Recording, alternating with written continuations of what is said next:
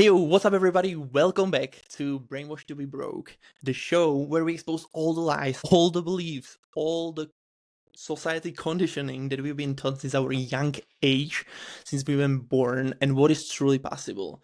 Today, we are here with another amazing guest. Her name is Jenna Evola, and she is founder of Evolve Systems, host of the Way We Work, a podcast, and expert on how AI is reshaping work, teams, and business models. She was also climbing the corporate ladder, if I have it right written in here, for 17 years. Is that correct? Well, more like that it probably describes my like combined experience since I truly went into the workforce, but Right. about a decade I was spent in what I would say like big traditional corporate structures. Decent amount. Yeah. But she was also working for General Motor, which is really interesting. And I'm like I have a bunch of questions just on that topic. But without further ado, we will start with, like what is the one thing that people going to like for your advices? Like what you are known for? I think right now what I'm becoming known for is helping entrepreneurs who have been forced to create their own system because they're building their own thing, empower them to do the same things that the big guys, the big corporate operators like General Motors, the way that I saw them behave, operate, organize, what I saw them put their money and attention to, and how I saw them grow their brands and create brand loyalty and sales, right? Um, Helping the entrepreneurs that have never been given any sort of reference point for that infuse sort of the best parts of what I learned in corporate and leave the rest alone, which is a lot about what you're talking about, right? Like the brainwashed to be broke mentality. I was absolutely brainwashed in a different system, brainwashed to be broke and stuck when I was working in those corporate roles. So I learned a ton that is applicable to entrepreneurs, and that's amazing. But I also learned that that is not a system for me. Interesting. For those who don't know, let's say, like what your brainwashing basically was, what do you believe that the success actually supposed to look like for you when you've been working for the corporate ladder? Yeah, so for me, and this is, we talked about this a little bit before we started recording, like it was partially the timing of when I entered the workforce that I believe this is true, but I graduated in about 2009, so you can, do the math and figure out my age based on that. Very traditional, I grew up on the value system or the belief that like you work hard, you go to college, you get the corporate job, you climb the corporate ladder. Entrepreneurship it was not really anything that was ever like pushed or discussed or like a goal to achieve. Hmm. The goal, the ladder, like the acceptable one Hmm. was you go to college Yep. and then you basically you work the corporate ladder, which I figured out how to do. And once I got into that system, I was like, oh no, this is great in many ways for teaching me so many things about how to work, about business, about working with people. But I was like, this was actually a lie that was sold to me. The Hmm. value that I thought that I was told that I would feel the validation maybe of, Hmm. I have a new title, I'm making more money. Why don't I feel that sense of like wholeness that I was told Ooh. Okay. I would achieve if I followed Yep. this path? Um, and so I think people in my age group are specifically waking up to this idea that like, whoa, we were sold a lie and now we're kind of trapped And Hmm. I recognized that about 7 years ago when I exited corporate and started my own thing. I saw this coming because I already felt trapped. I already felt like um, I could just keep bringing more and more value to the table, and it would never make a difference because I was always working for shareholders at the end of the day. Like when the system is set up to just produce as much money as possible or make as much profits as possible, like it's the system that's the problem, right? It's Yep. not, there's nothing you can do about it if you're operating within that system. You are at risk. And we see that going on with all of the massive AI layoffs right now, or supposed AI Yep. layoffs. Yep. But yeah, gosh, I could tell so many stories of like I definitely had different levels while I was working in those roles where it was hitting me really hard. Like, you are not meant for this system. This is a lie. You're trapped here and you have to figure out how to get out. But how? How? That was always the Mm, yeah. Yeah. right. Yeah. And the answer is take the risk and do your own thing. Bring your own Yeah. value into the world. Become an entrepreneur. Did you have a problem with taking a risk? I am not a risk taker. So Ooh. that is one of the hardest, like I don't gamble. Like I, I'm right. I am not a risk yeah. taker. Yeah. Um, Me 100% either. yeah, Like like I don't like gambling and all of those things. Like if we've been in Vegas, I haven't been even, I had never. Yeah, I yeah, don't. I don't know why, but I like more of like I still like the feeling of doing new things and like expand like testing new things, which is like pretty much like it's still risky, right? Doing this type of things because you never know the outcome. Everything what you do newly, it's pretty much risky, right? yeah. So how did you like, if you are not a risk taker, that's really interesting because like business is pretty much a, like a big chunk of like Just big stack of risks on each other and just dealing with them and making the best predictions basically based on data. Well, which means that basically everything is like starting to be not that risky, but like if you understand those things. So how did you overcome that? um, I think for me, my back was up against the wall. I had the realization that it was a bigger risk to stay where I was, like knowing I was feeling doom for my future versus, well, if I'm going to bet on anything, I guess I'll bet on myself, right? Love Because it. I'm not a gamble. I do what I say I'm going to do, right? So I could probably bet on myself if I'm going to bet on anything. I'm definitely not betting on this system over here. I've already seen the light, right? So like it became a a literal almost life or death choice because it is like this is your life. This is the path of your life. This is what you spend at least 40 hours a week of your life force thinking about, dealing with. So I think for me, like my personal value system was butting up against staying in that system so much so that it made me a risk taker. Like I had no other choice. That's powerful. And you have to be really, really strong because this is not easy. Like when it comes to, when it comes to taking a risk and like those limiting beliefs, well, everything is about mindset, right? It is. But like in my opinion, like business is mindset and skill sets. Like that's it.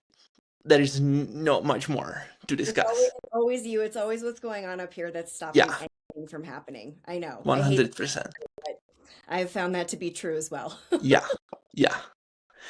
And so it's really like you are probably the first person that I'm talking that like it's in the entrepreneurship and literally the problem with taking it is because like most of the entrepreneurs are huge risk takers, like extremely huge. Like they don't have the, I don't know, like what is a barrier or like this Yeah. type of limit, like I don't know, limit. No, is it limit barrier? I don't know what is the word that would fit the best.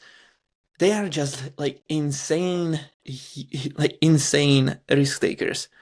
So when you basically figure out that you like, or when you start climbing the corporate ladder with the script that you've been believing since your young age, it was handed by your parents, or who actually sold you on that script to follow? Everybody. Everybody, Everybody. I right? mean, literally everybody, including all of society. That was Right, that was and I think that is changing. I mean, right, big time now. But the time that I was in high school and, entering into college, like that was the one and only path, right. right? Yeah, It was kind of looked down upon to go to trade school or just, get a job for a while and delay going to college, even though, like, looking back, those could have been great options and probably yeah, would have provided even more money and freedom and less debt and all of the things that I know my generation is dealing with yeah, heavily right now. And now they've all achieved these titles and the pay that they wanted or were promised, and they're still like, I still can't afford anything. What happened? I still don't feel valued by my institution that I've been working for. What right, happened? Where's that feeling of value and wholeness that I thought that I would have at this point? right. Yeah. So actually, like, your parents been also working corporate, like in corporate jobs, or they been like in No, the no, entrepreneurship type of? Yeah, go ahead. not at all. I mean, and that's what I'm saying is it's interesting because entrepreneurship was really not modeled to me growing up. Mm, Like really, really not. My dad has a really cool job that he's had since before I was born. And he's a private yacht captain for an independently very wealthy. interesting. Okay. And that is all he ever did my entire life. And my mom was a Hmm. stay-at-home mom. And she always wanted to she wanted to stay at home with us, but she kind of always was I guess there was always the expectation that, like, I as the daughter would go out and girl boss it, like girl boss it up, go climb the corporate ladder, like she was not able to because she stayed at home with me, right? Which I'm Wow. so grateful for. But yeah, like I had a great wonderful childhood. I was put in, any extracurricular activity, very, very creative kid. I was in theater. I was a singer. I played Yeah. instruments. Like, very artsy kid. My parents supported all of that. Right.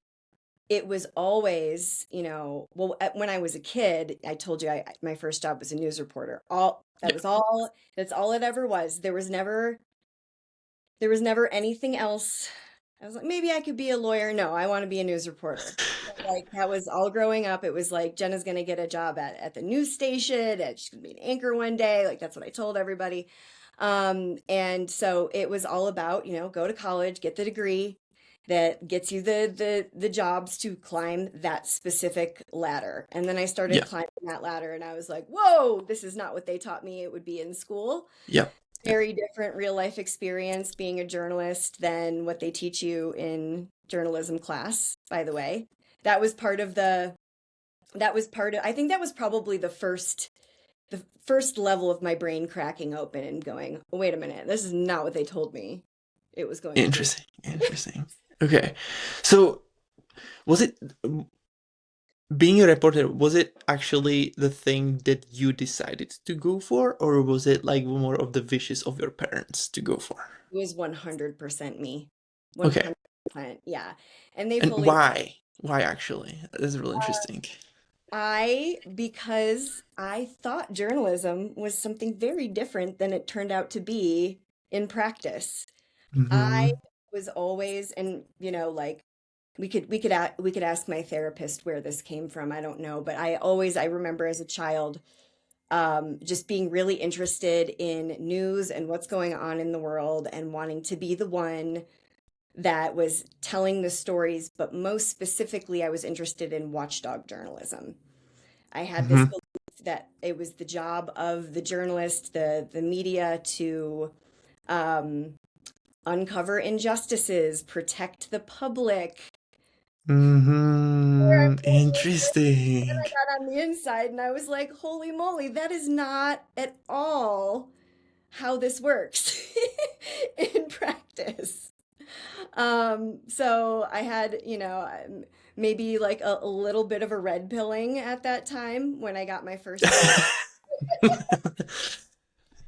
Wow, that's real. Okay, that's really interesting. So there is, because what I can see is like I'm trying to like find your driving source. Like, what is actually the thing that fulfilling you, right? What is the thing that because and it seems like it started showing up straight up in at the beginning, like basically helping people straight up.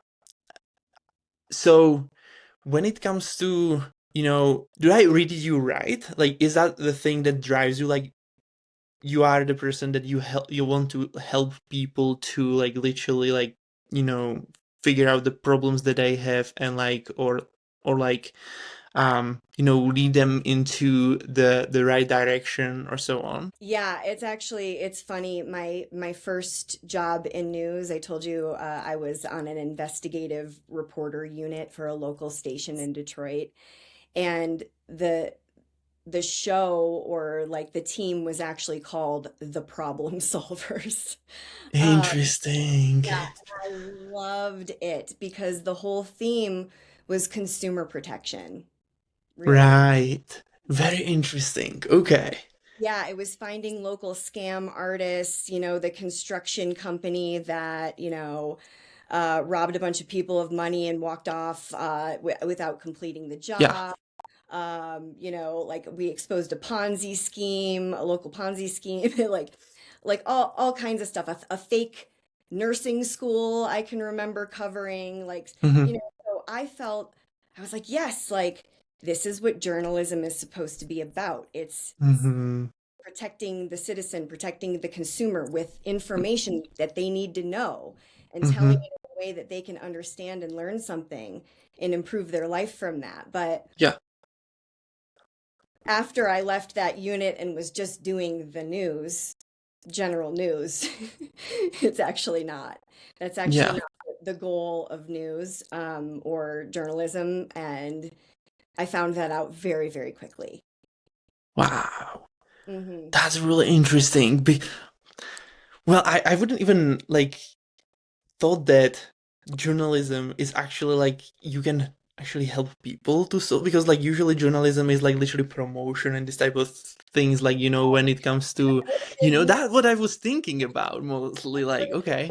I mean, and people really don't understand like media literacy is such a thing that is needed in this country right now, especially. I mean, all over the world, but like, you know, for the longest time since I've been on the inside, I've been like, oh, nobody understands the difference between journalism and editorial.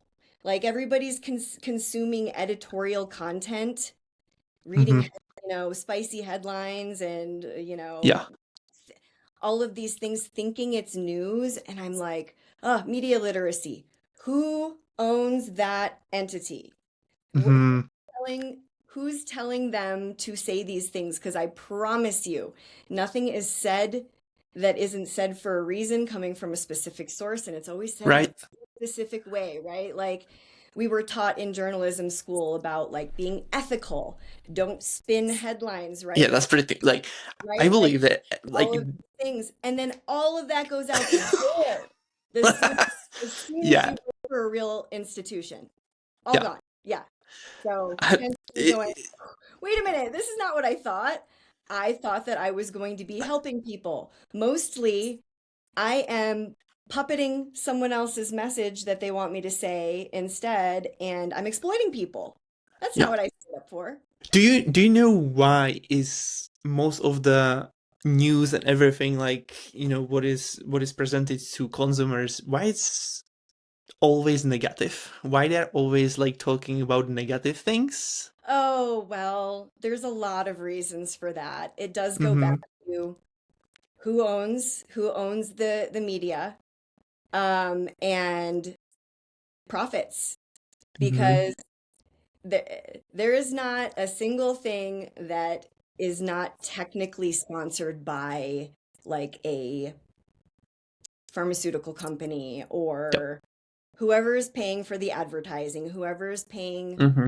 for the news to be put in front of you, right? Like, Yep. they own the message. That's just how it works. But Wow. people don't understand that. So I'm really big on independent journalists because, okay, you asked me, why is the news so negative? Well, negativity literally sells. Fear literally Mm-hmm. sells things, right? Um, and so you have to consider the source. Mm-hmm. I In my final news job, where I was like, okay, this is not for me. I actually was told by my news director directly. I was pulled into the office. I was in trouble because I was telling stories that were too positive. Not kidding. This is what I was in trouble for. It's crazy. Not kidding. And my news director reminded me, hey, you're on the 6 o'clock news. I can't have you doing any of this fluff, happy stuff. Remember, if it bleeds, it leads. That's a real line, okay? And so that is describing what you're talking about. Negative Yeah. content is more prominent because it sells, Yep. and who is profiting off of that pain and fear? Yep. Yep. It's so sad, but that's how it works, and I've seen it from the inside. And then I was promptly sent out to go cover like a funeral for like some political figure who had gotten shot in the city, Wow. and it's like, and I think like the next day I was sent to cover a nightclub shooting, that like actually happened in the street, and like they had me knocking on doors in the neighborhood, like, did anybody see this shooting? Like, some of the stuff they had me do. That's crazy. Right. So you can imagine all of the things. And, like, I'm Wow. like 22, I think 23 at the time. Yeah, it was a wild experience. Taught me a lot. Taught me a lot about That's the way things work, crazy. the way people What get, the heck? the way information works, media works, like, and you know, watching all of that and experiencing sort of like a trauma myself, just by watching all of the negative things that I was being sent on, and feeling like I was there to exploit and not be Yeah. helpful. Like I went through a thing, I would say, for a little bit after I quit that, because I was like, this is just like, it was too much realization to be happening at one time, you know. Yep. Yeah. Um, and that's actually how I ended up going into marketing, which is like, it's so Mm. funny. It's like, if you look at well, how were you a news reporter, then you were a brand representative, product specialist for a car company, then you went and started working for them on the corporate side. Well, that happened because when I decided to quit news reporting, I didn't really have any transferable skills, Uh-huh. which was another problem. And it was still a terrible economy. Mhm. I had worked a bunch of like random marketing jobs. Sorry, my dog is underneath. You're good. And so I had worked marketing jobs, but really, like, my only post-college experience that I had on my resume was news reporting. Like, how does that transfer to Mm. something else? Well, newspapers were dead. Yeah. Like, dying profession there. I know how to speak on camera. I can present well. A friend told me to go audition to be an auto show product specialist, and I got the job. Mm-hmm. And then that took me around the country and all over Canada, to be a spokesperson, product specialist, like the girl on the turntable Yep. at Yeah. the auto shows. And then I basically leveraged the connections that I made in that to actually working like corporate, and what ended up being like actual auto show production on the corporate Mm-hmm. side. event production and that sort of thing, for both Lincoln Motor Company and General Motors. I kind of bopped back and forth between the two, but um, not a normal path. If you would have Yeah, asked yeah, me, you know, totally not. Yeah, college, it's I wouldn't have looked like this. But it's really, yeah. Would you change something? Like if you would going backwards, would you change something that you like you would do differently? um, actually, yeah, I would. I had a like I never really talked about this, but I had like a long period of confusion and deep disappointment in myself that I just couldn't hack it as a news reporter. Um, and Why? It shouldn't like you shouldn't take it like from your personal way, like personal life or so on, like who you are, because yeah, like you are really strong, smart woman in my opinion, because the like what you've done, what you went through, and like how you figured out the situation during those really like difficult times, like you did really well. I wouldn't, I don't know, I'm not you, but I probably like there are a bunch of things that I would do differently also in my life.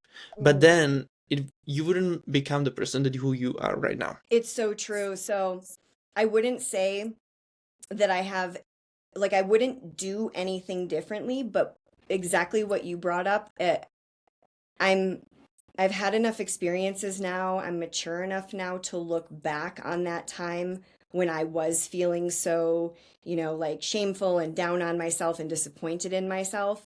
If Yeah. I could change anything, I would not be so hard on myself at that time. Mm, Right? Because looking mm-hmm. back, I'm like, of course, that was like a lot for a little 23-year-old to Yeah. experience and Yeah. realize and, kind of like pivot off of. Like, of course, I was confused. Of course, I wasn't sure if I was making the right choice and disappointed in myself. And, it didn't help that I couldn't really, at the time, process what was going on with me, like those Yeah. feelings. And so I didn't really talk about it.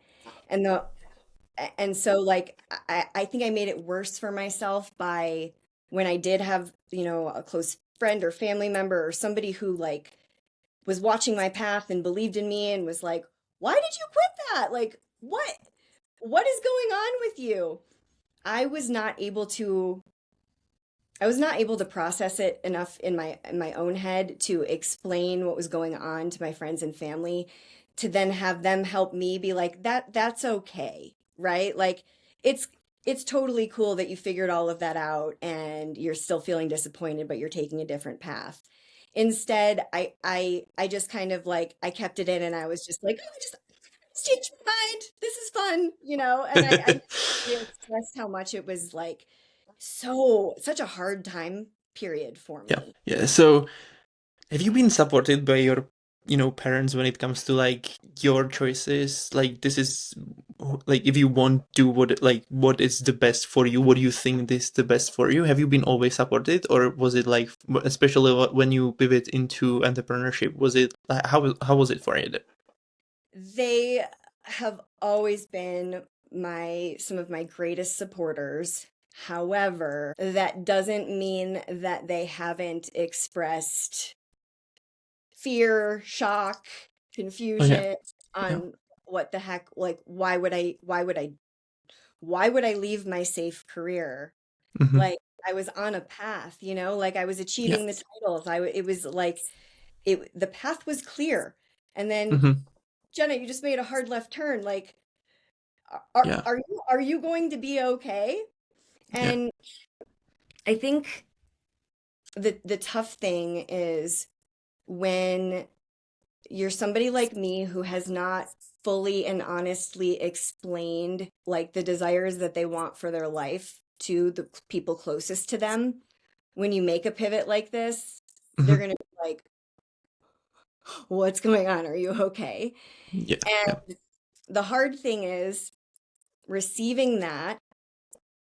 If you're not 100% confident in yourself, you might get thrown off, as I did at the beginning, like, uh-oh, like, well, maybe I'm scared too. Maybe I shouldn't be doing this.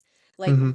they're sort of like not understanding of what you're doing and why can literally be projected onto you, Mm-hmm. right? Mm-hmm. And Mm-hmm. I did so it's like, are they supportive? Yes.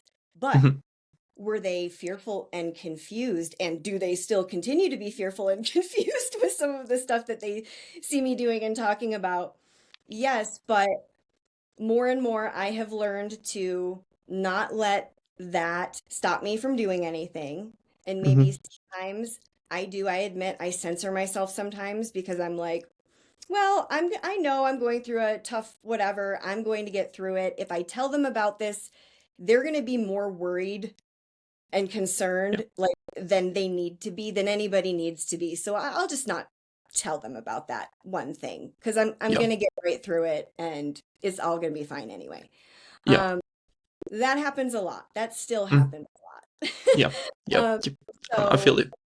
Yeah. yeah, but and I think that that is why it has been so important, every Mm-hmm. entrepreneur, I think, probably experiences that on some level because we're crazy and your friends and family can't, right? Like your friends Yeah. and family cannot possibly understand some of the No. choices that you make or so many things, right? But they're still supportive. They're still trying to be supportive in the best way that they can.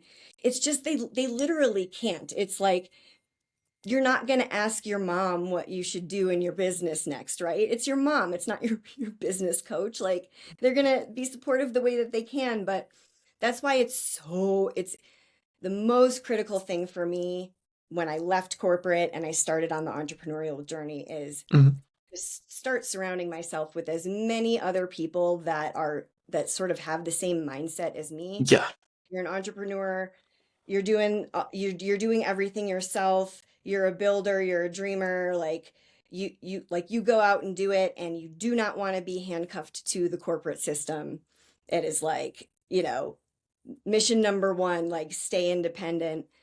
uh, the more you can talk to people and just be around people that have that same mindset, the less you're going to feel weird, crazy, alone, worried, scared, whatever. When you do have one of those things come up that you're like, well, it's a little stressful. I know I'm going to get through it, but like, what would you do in this situation, right? Um, Yeah. don't tell your friends and family that are not entrepreneurs those problems. You're not Yeah. you're not going to get the right type of support, Yeah. even if No. it's support. It's really interesting that did you kept your friends from the corporate time when you've been did you kept some of those friends or did you had to reduce most of them? A lot of them. And so that continues to be like where I get my information too on like what's going on with the people that are still within the same system that I was once a part of. And they've Yeah. they've climbed much further at this point Mhm. because I left 7 years ago, right? So, Yeah. Yeah. um, and I know a lot of times entrepreneurs say that it's very hard to maintain friendships with people who aren't doing the same Yeah. thing because it's just a 100% different lifestyle. And just the things that we talk about, the problems that we have, like it's a different conversation usually, right? So the friends that I have that I met at previous work situations, I've maintained a lot of those friendships because the friendship was already established Hmm. outside of work too. I was very lucky to work at highly social jobs in the Okay. past. That All, makes sense. right. It was all like Yeah. advertising, marketing agency type atmosphere, lots and Yeah. lots of group travel. Whenever you travel with coworkers, you get to know them on a totally different level, right? Hmm. Hmm. Um, so those people I've maintained strong friendships with. Um, but I have a whole new slew of friends, people that I would say I'm closer with than some of my longest friends, that I've met specifically in the business realm. Like I've met them at an event, I've met them in a mastermind, that sort of thing, and they're like my business buddies. And we have a very different relationship, and having those people is like so crucial for my social life Yeah. these days, because even with those old friends that are working in the corporate space still, we maintain a great friendship, relationships not harmed. However, I'm not having the same conversations with them Hmm. that I am with all of these other people that are kind of in this down in the same trenches with me, In the yeah, the if I get my. entrepreneurship. Yeah. Yeah. And sometimes I do find that like it is a little bit hard for me because a lot of times I'm listening to all the problems that they're experiencing in their corporate job that I'm like, I'm kind of sitting there Yeah. going, "Yep, I know, girl."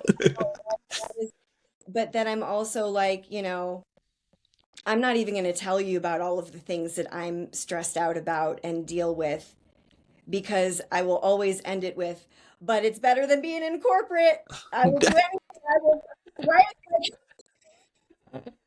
That's so I just wow. can't get rid of that. Like that is my mentality at this point. It is like a core belief system. Um, but I will say, meeting new friends now, right? Anybody that I didn't meet in a prior work situation or in college, or just, friend from forever ago, very hard to meet, make friends with anybody new Hmm. that is not an entrepreneur. Like Yeah. basically impossible. Yeah. I have the same. Like, especially like, well, I had to reduce most of them. I pretty much, yeah. And the thing was also that when I moved to, different country basically, so it was pretty much like a fresh new start. I didn't know anybody. Um, and then when I brought my girlfriend, it was like basically me and her. That's pretty much it. And then I was able to rebuild, and nobody actually held me back. So that was a big thing, and like source, like affecting source. I would say that literally led me to become the person. Yeah, because like if I would stay in the same environment, I pretty much would be probably still, or maybe the life would look like completely different. And yeah, I Oh, had, yeah, that's huge. people had a huge influence on every my decisions and so on. It was pretty crazy at that time. I was pretty much like the, um how does it go, like party guy? I don't know, this is party girl, but probably party guy, I don't know. Like always like lots of, having so much fun with, I don't know, it was pretty interesting time up to 20, I think. I didn't really care. It was really weird, and yeah, never would go back probably, no. Yeah, crazy. So when you shifted from, from the corporate basically job, and left um the GM for, what was going on in your head, like especially like why was there this decision to make, that you going to even like completely like escape the corporate job, like what was missing for you at that time, like personally in your, in your life? Well, I was watching myself bring more to the organization I was working for, um, and being rewarded for the wrong things. So let me give an example. And it's funny, it's funny. I ran into an old coworker that lived this story with me at the gym the other day. So it's fresh in my head because we hadn't seen each other since like literally like 6 or 7 years, when I ran into her. But um, you know, uh, at one of the agencies that I worked for, where my client was Lincoln Motor Company mainly.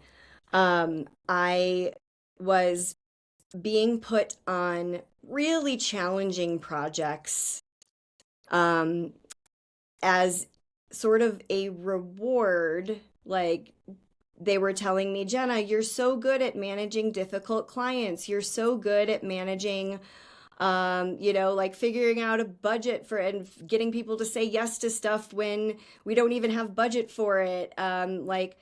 So here we would like to reward you with another very difficult client and difficult project, Wow. right? And I was like, hey guys, this just have to point out that like I've been asking for a raise and a promotion, and like that would be a reward to me.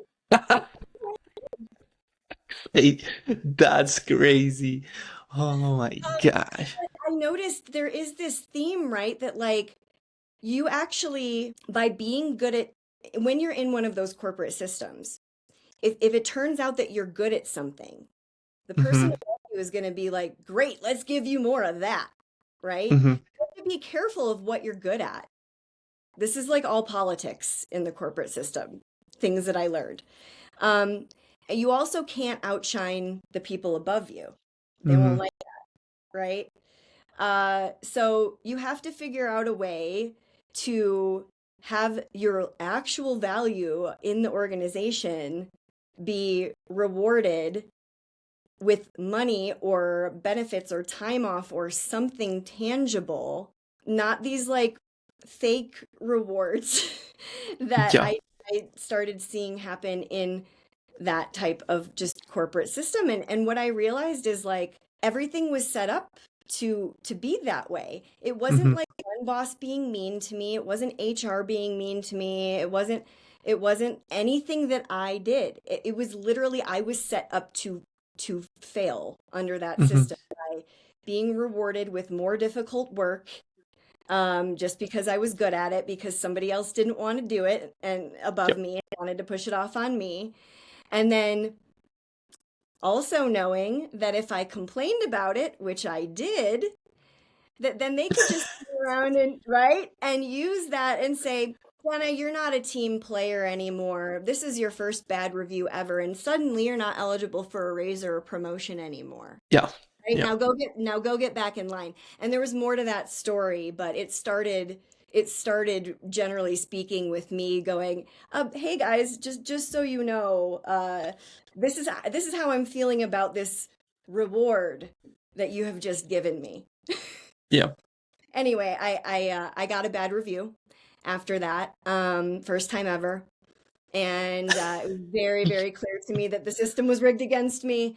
And that was honestly, that was when I had my first like, okay, I don't know how I'm going to do it, but I am getting myself out of this corporate Hmm. Hmm. system, right? But I was never somebody who thought, well, I'll start my own business. I'll be an entrepreneur. At that time, my only idea was that I had seen a lot of people contracting for the agencies that I Uh-huh. worked for, and they always got paid more. They didn't get benefits, but they got paid actually hourly for their work, right? Because it was very common for me to put 60 hours in, but like I'm on salary, so I only get paid 40, right? The contractors actually got paid for the hours that they put in. So I was like, Yep. all Yeah. right, maybe my foray into independence with my skill set that I have is I'll just start contracting for these agencies, Hmm. right? Like I'll Hmm. work on a project, and when the project is done, I will go find another project. Hmm. Never Yep. thought that I would be starting my own agency, but years later, that is what ended up happening. Really interesting. So basically you leverage the skills that you have acquired in the corporate and then you basically like put it into place with what you do now, basically Yeah. agency, and then like with everything what is changing now, applying also AI into it and so on. So you keep going and expanding, growing on with what you are good at, and probably like is that the thing that fulfilling you? Yeah, I one awesome skill set that I learned in corporate was um managing two super core things, people and Mhm. process. Mhm. Everything when you're working on any sort of team situation, if you're trying to grow at all, you have to have a process locked down. This is where I talk about fixing operations and team communications and everything that we would consider like maybe bottom of funnel before you Yep. ever start talking about doing any marketing, putting any dollars toward that kind of stuff. Yep. Um, I learned uh, hiring, managing, delegating tasks, team management, culture building, all of these Yep. things in a corporate structure. Like literally, how do you get people to mobilize and do the things that you need them to Yep. do, right? Like how are they motivated? That Yep. kind of stuff. I Yep. worked on an entire program for General Motors that was all around that employee Mm-hmm. loyalty, right? Mm-hmm. Mm-hmm. So a lot of skills in team building, but the other thing that I think was so core is I was taught process. I Mm-hmm. was taught the importance of like in an agency, for example, you have a client like General Motors and Mm-hmm. they allocate a certain amount of money per year for specific objectives and projects to be handled by the agency, right? So it might be that like in our case, we manage all of the promotional events. Yep. Um, and so there is an entire process of allocating the resources, getting the brand development done, reviewing copy and approving it and putting it to print. Like so many pieces of the project workflow. I Mm-hmm. got to see what it looks like and how it must be a tight process, Yep. and there are so many people and steps involved, like on a grand scale. And I was even taught something called ISO 9001 process. It's boring business speak, but basically, it is the process that it's a quality assurance process that a lot of Uh-huh. like the tier one companies will use when they're engaging in services, when they're buying something, right? So if they're buying a video editing or and shooting services, right? The Yep. video Yep. production. There's a whole process of vetting the vendor, the three bid, client Yep. approvals. Every single step is documented specifically, and then we would get literally surprise audited on did we follow the exact documentation process, because the importance of having that process established and making sure that every single team member that touches that, Mm-hmm. every now it might be an AI touching Mm-hmm. is involved in the process, but that every single piece is documented to if there is a mistake, if something goes wrong, you can point exactly here. It happened right Mm-hmm. here, right? Yep.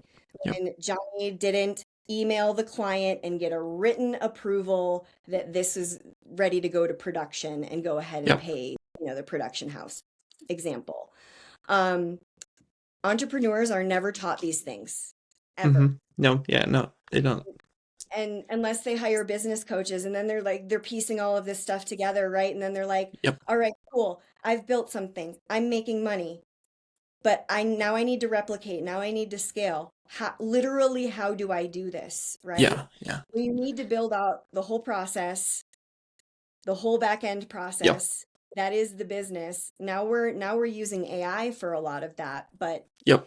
um that is sort of like the thing that I would say that I help people with the most because of all that expertise, and it applies. I mean, for the first few years that I was in business, I was figuring all of this stuff out myself, right? I was Mm-hmm. going, Mm-hmm. oh my gosh, I used to be able to just hire or allocate Yep. resources to anything Yeah. that I Yeah. needed, right? Yeah. Now I don't have that. Now I have to figure it out all myself. And then when I'm ready, I have to go figure out how to teach other people to Yeah. do parts of it. Yeah. And right? Yeah. And Yeah. I need to Entrepreneurs basically. what they're doing. And yeah, and so it's Yeah. it's at that breaking point that I love to be coming in and helping entrepreneurs. Okay, let's fix your process. Let's make sure that we are eliminating, automating, delegating is my kind of framework for that everything rests on. Um, and then, because a lot of times they'll come to me for marketing services, and I'll be like, no, no, no, no, nope, we are not. I am not going to let you spend $1 on that before we fix all of these other things first. Yeah. Yeah. Yeah. Entrepreneurs are. It's. Yeah. That in the industry there is like literally most of them they build a better paying job instead of actually having a business, I know. right? Yeah, so this is like one of the biggest problems that you can see, and like you can well, everybody is good at something, right? Like somebody is good at coaching, somebody is good at, I don't know, um advertising, somebody is good at, and if you would have to focus on everything, and like it would be really like difficult and slower for sure. And that's why people like, keep the focus only on one thing, which is, like then leading them to something like basically having chaos in their business, basically, which is not even, you know, Burnout. yeah, Yeah. burnout, everything. Yeah, it's really interesting. Because like I was always the type of like system guy a lot, like also like I'm data systems and so on, and it's like from the beginning. But also I've been like in the market, like I'm really really similar to you, like when it comes to like marketing and putting system in place and data and like numbers and all of those things. But for me it's like I never even like been studying in super like something like that. I would, it came up to me like supernaturally. I don't know why, because like probably this is like math is for me, and this data is for me so easy to consume. I don't know why. It's just like how it is. I have a theory. I'll tell you, I same as you, Uh-huh. what you just described, and I was thinking on that recently. And the conclusion that I came to, I wonder if it's the same for you, is in real life, I am chaos. Like what's going on up here all the time is wild. And I don't force myself into a system and a process, nothing gets done. So I wouldn't even say like I don't love that this is the fact. I don't love that I have to constantly be like looking at my process, changing it, tweaking it, like basically being like the problem finder and problem fixer because that's Yeah, that's what it is all the time.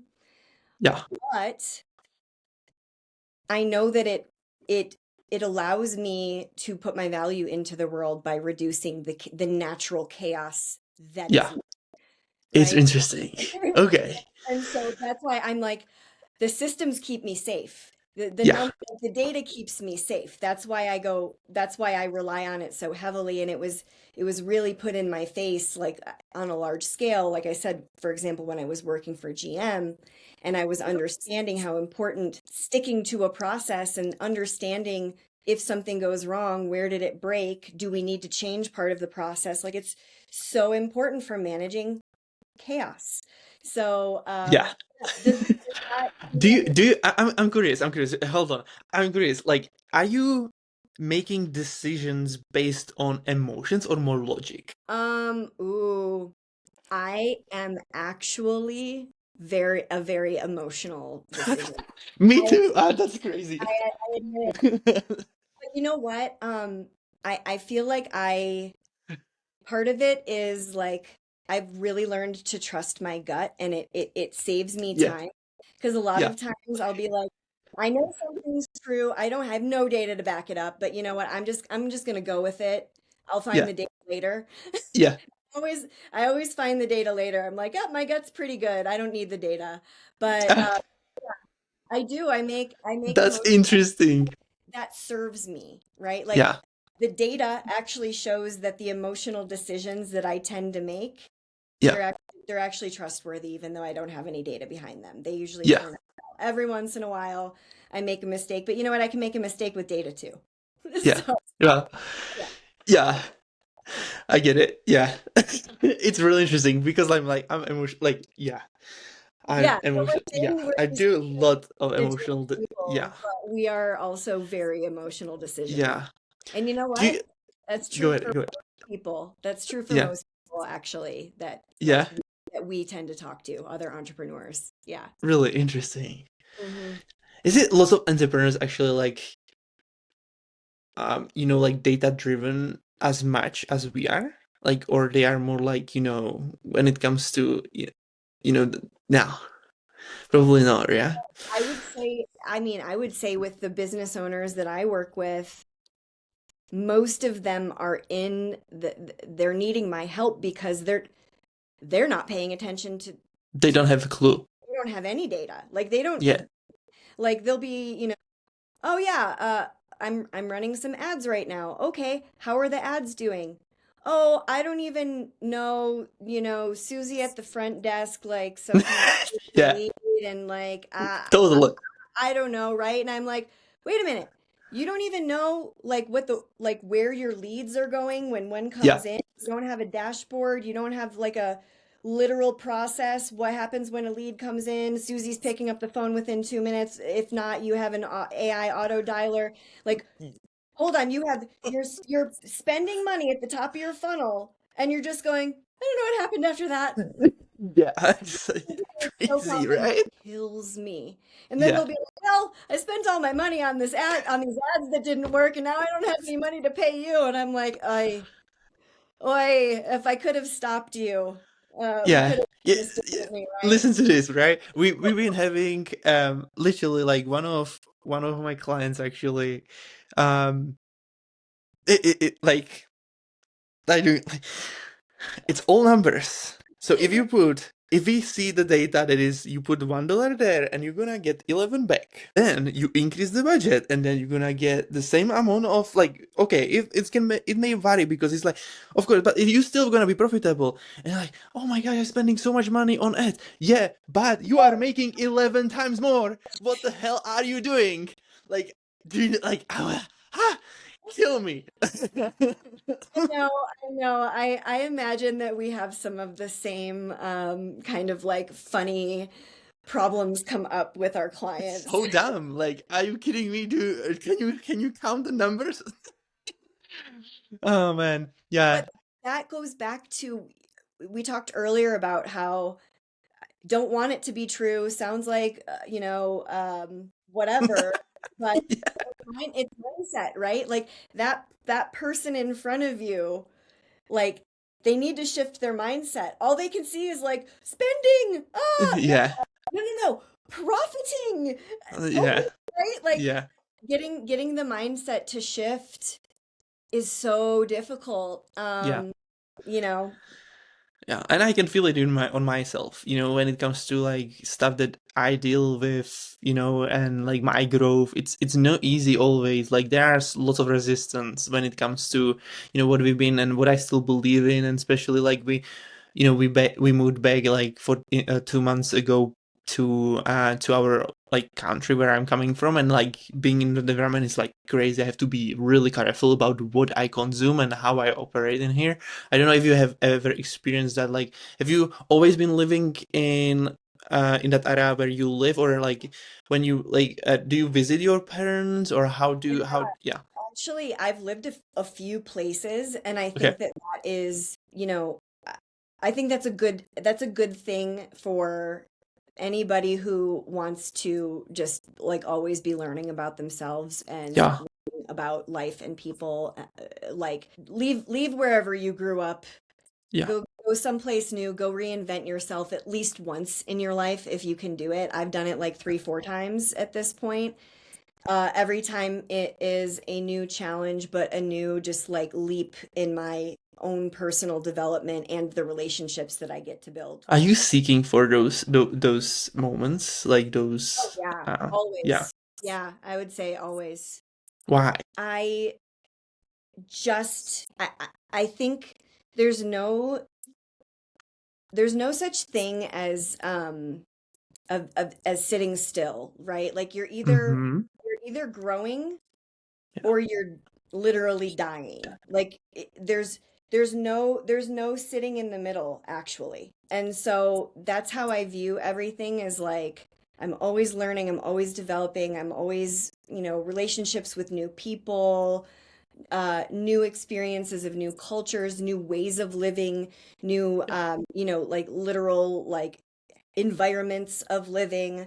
Um, you don't really know what you like and what the like what you're really even seeking until you go have some of those experiences. So if you never really leave your hometown, and you just kind of like maybe you left your hometown for college, but you came right back and you got a job within the same city, and like it's really hard to shift yourself into any sort of new growth identity when you do that because your environment stays the same, the people stay this largely the same around you.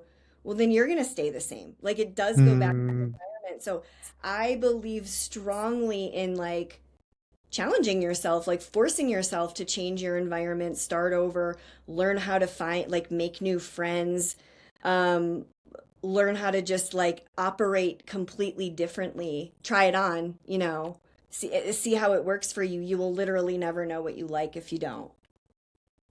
yeah.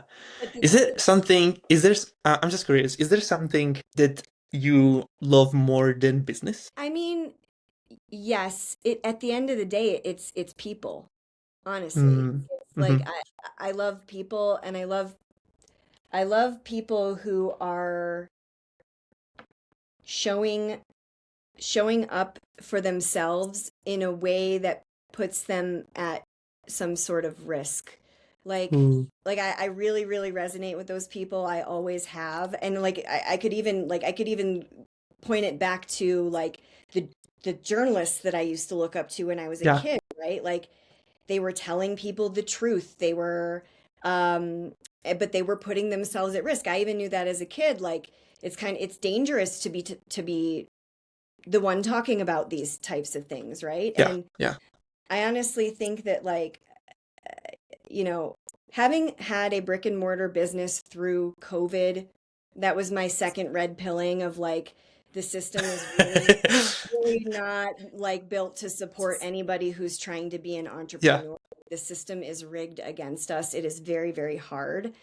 yeah. So, I mean, specifically the people that I meet that are putting I know that they're putting themselves at some sort of personal risk to do the work that they put into the world, even if it's just that they don't know where their next paycheck's going to come from next week, Mm, you mm-hmm, know. mm-hmm. Um, I just have deep respect for that type of person, Ooh, deep, deep respect, and I guess like I yearn to connect more with those types of people because anytime I do, I feel so I'm like, yes, this is what life is about.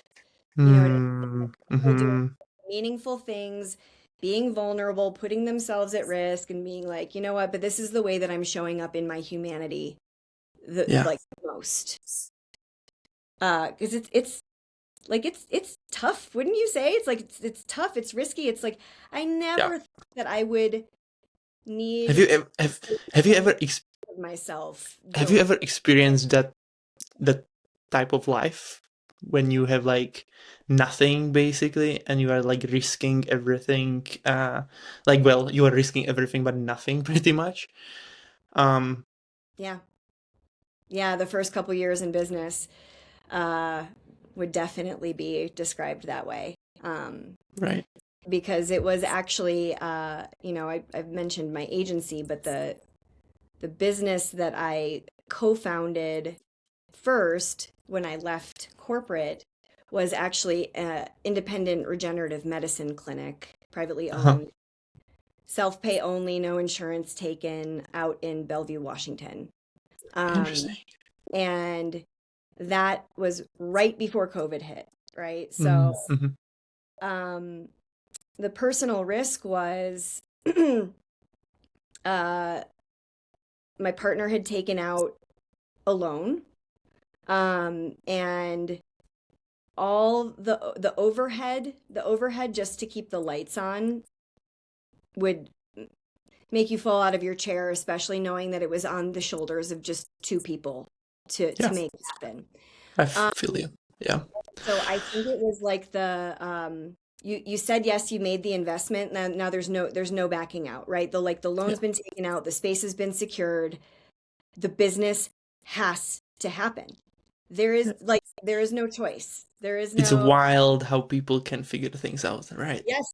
And whoa. It was like not even 12 months in, COVID hit, and it literally led to me having to figure out everything. right? Hmm. Because my partner was the doctor. I was everything else. I was operations, marketing, building the team, training the team, all the platforms that we use to run the business, everything, Hmm. right? Um, so I can't even remember what your original question was, but No, no, you good. Yeah, no, it was you basically said it because it was about like if you ever experienced that right. downside, you Yeah, know. I mean, and So, people only, I honestly felt very ashamed to speak about that period of time up until more recently, when I have allowed myself to be vulnerable with other entrepreneurs like you. And then I hear so many stories and they're like, oh, same thing happened to me. And I'm like, whoa, okay, cool. Because the first 2 to 3 years, I would say, I mean, we're not just rough, they were nightmare level yeah, rough. I mean, it yeah. was like, how are we going to make payroll? We literally are shut down by the government, but all of the bills are due, right? Like we Wow. literally can't generate revenue for a period of time, and loans due, all of these things. There was a lawsuit. It was Wow. a business contract lawsuit That's that insane. Yeah. I had to Who? figure out how to become a lawyer, the marketer, I mean, everything all at Yeah. once. That was Yeah. all of those experiences opened my eyes to how difficult this is, but also, Yeah. and furthermore, we are putting ourselves at risk personally because the type of medicine practiced is actually really against the mainstream, like very much against the mainstream. Like the doctors in this area of medicine that we work with are actually actively fighting the FDA just to be able to do what they do, right? So like all kinds of all kinds of things to be scared about, to not know how to handle. And I think there was a part of me while going through that really difficult time that was like, you need to learn these lessons, Jenna. For some reason, like this is absolute torture. This is like this whole thing feels like a prison sentence that I Right. didn't ask for. But the whole time I was like, I need to learn these lessons. And looking back, all of those lessons served me. It's now all stuff that I can help other business owners with. And that's what kind of like makes it all worth it. um Yeah. and it makes me confident to keep betting on myself because I'm like, look, when my back was against the wall, I figured it out. I had to. And it was Yeah. it was for years. It wasn't Like, for a couple of months. It was for years, yeah. and this was like no vacations. This was like, I can't remember a trip that I went on that didn't have anything to do with work in like multiple years. Like Oh, I made cutbacks, like I made personal, it was like, all right, we're sharing a car for a couple of years, right? Like everything that we needed to do to make sure that this didn't fail on like every level, yeah. we did it. And I know that even if it's not part of their story, most other entrepreneurs do have some sort of story like that. Yeah. And they might even have a story where like they do that multiple times, right? Yeah. Like lost everything, had to start over multiple times. Um, so those people are like the coolest people in the world to me. Like anybody who Well, goes through. you are one of them, so Well, thank you. I do think I have some interesting stories to tell, but what I am most driven by is honestly finding out other entrepreneurs that have like, tell me your journey too, because I know it's not just what we see on social media. I know it is not just the wins, right? And yeah. I don't need to talk about all of the negative things, but like that, these things that I'm talking about are very uniquely experienced by entrepreneurs, and we don't talk about the bad stuff all that Yeah. much. We don't talk about And that. I think we are the only people that willingly submitting for those to be happening to us, which is Yes, interesting. yes. Like how I told you, I was like, I'm learning my mentality was like, this sucks, but I think I'm learning these lessons for a reason, right? I'll use Yeah. this information later versus it's very easy when you're getting hit in the face like every single day. You know what I mean? Very, Yeah. very hard. It's very easy to not victimize yourself, right? Yeah. And Yeah. make excuses and find a reason to exit stage left, which I can tell you I almost did like multiple times. Like, I'm this close. I'm shutting it down. I can't do this anymore. So what led you to go through that? What was the thing that actually like led you to keep going Um, or make you to keep going through, you know? I think it's the belief that developed over time, definitely through COVID, that there needs to be more people doing like that mission-based work in the world, especially, and I don't mean like religious mission. I mean like you're solving a problem with Yeah. the skill that you bring to the table Yeah. for humans. Um, the system is not set up for people like us to We are actually just make. say it. Just say it. We are the only people that can change the world. So I heard your intro and I was like, yes, that's kind of my belief, right? And so I was like, I can't quit because then I would be one of those people that the system made sure didn't make it, and I would feel guilty for the rest of my life that I had to trudge my way back into the corporate system that I know doesn't work for me and I know doesn't work for so many others. And that would be it. Like I see a reason, I see a way that I can be using all of the things that I've learned and helping the people that I believe are uniquely qualified to change the world during these times, helping them actually like do the thing and not quit and not burn out because of all of these things that we talked about that inevitably get in the way. Yep, we are set up to fail. I think we all need to band together Yeah. and be sharing information. Yeah.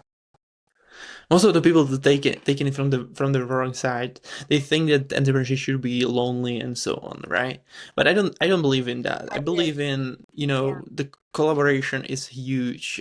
People like if you ima imagine how the world would look like if everybody would be an entrepreneur. Because like I don't know if you are basically if you believe in God or higher power or so, but we've been created as a creators, basically, right? But why so many people are not creators? Because they literally pick going with somebody's lies Mm-hmm. to follow script that literally boxing them into those sheeps, basically, Yep. instead of thinking about their life themselves and distributing and creating. And that's why we've been created Yeah, in this, to the world, like on the world. That's why we are here.